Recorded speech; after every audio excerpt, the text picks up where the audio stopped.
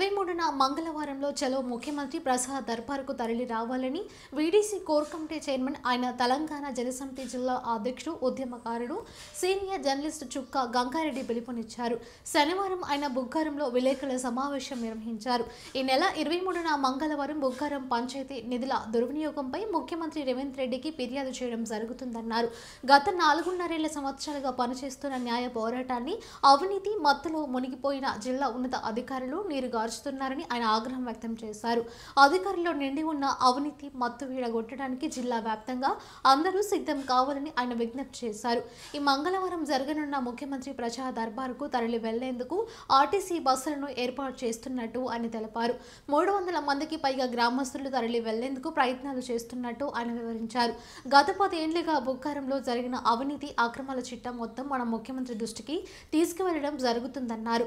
ముఖ్యంగా బుగ్గారం గ్రామ పంచాయతీలో జరిగిన 1 కోటికి పైగా నిధుల దుర్వినియోగం, అనేక ఫిర్యాదులపై సరైన విచారణ చేయకపోవడం. మిత్రులకు మరియు బుగ్గారం గ్రామ ప్రజలకు నా యొక్క ఉద్యమాభివందనాలు. గత 4.5 సంవత్సరాలుగా మేము బుగ్గారం గ్రామ పంచాయతీ నిధుల దుర్వినియోగంపై పోరాడుతూ ఉన్నాం. అనేక సార్లు కలెక్టర్ కార్యాలయం వరకు ఫిర్యాదు చేశాము. గౌరవ లోకాయుక్తలు కూడా ఫిర్యాదు చేయడం జరిగింది. మరి సమాచార కమిషన్కి వెళ్ళి 18 ఈ ఫిర్యాదుల పైన తీర్పులు కూడా వెలువడ్డాయి, తీర్పులు కూడా వచ్చినాయి. మరి ఈ అధికారులు, ప్రస్తుతం ఉన్న అధికారులే 11 చలాన్ల ద్వారా మొత్తం 4,58,924 రూపాయలు రికవరీ కూడా చేయడం జరిగింది. కేవలం గత పంచాయతీ కార్యదర్శి మహబూబ్ పాషాను ఒక్కరిని మాత్రమే రికార్డులు అప్పగించలేదని చెప్పేసి సంజాయిషి ఇవ్వలేదని సస్పెండ్ చేసి చేతులు దులుపుకున్నారు అధికారులు. మరి జిల్లా పంచాయతీ అధికారులు అవినీతి మత్తులో నేటికి కూడా మునిగి ఉన్నారని చెప్పేసి అనడానికి నిదర్శనం ఇది.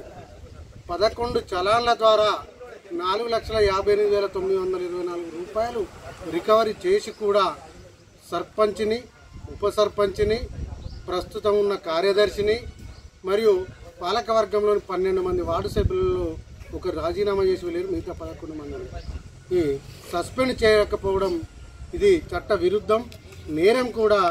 మరి తెలంగాణ పంచాయతీరాజ్ చట్టం ప్రకారమే ఎందుకు సస్పెండ్ చేయడం లేదని కూడా అడగడం జరిగింది.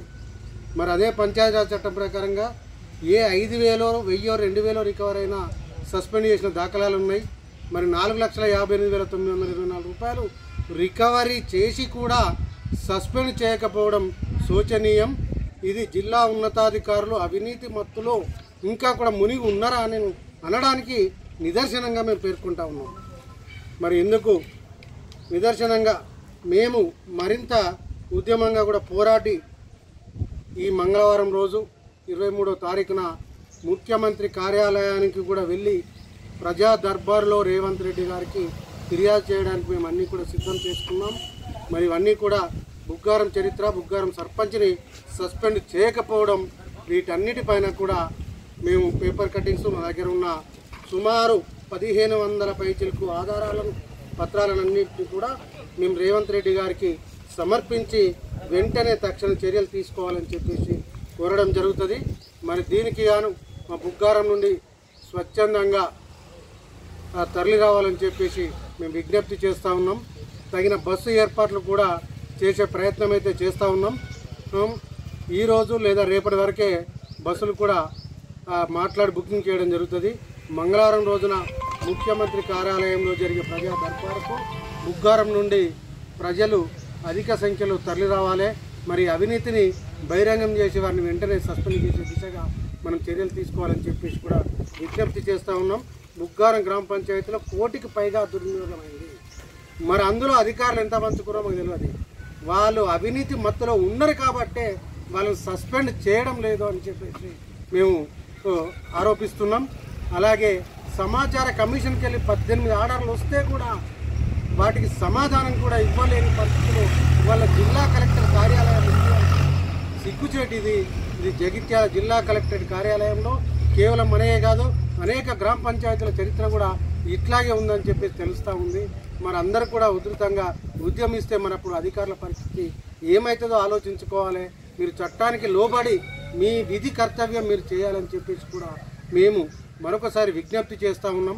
మంగళవారం నాడు హలో బుగ్గారం చెలో ప్రజా దర్బార్ కార్యక్రమాన్ని విజయవంతం చేయాలని బుగ్గారం ప్రజలందరినీ కూడా మేము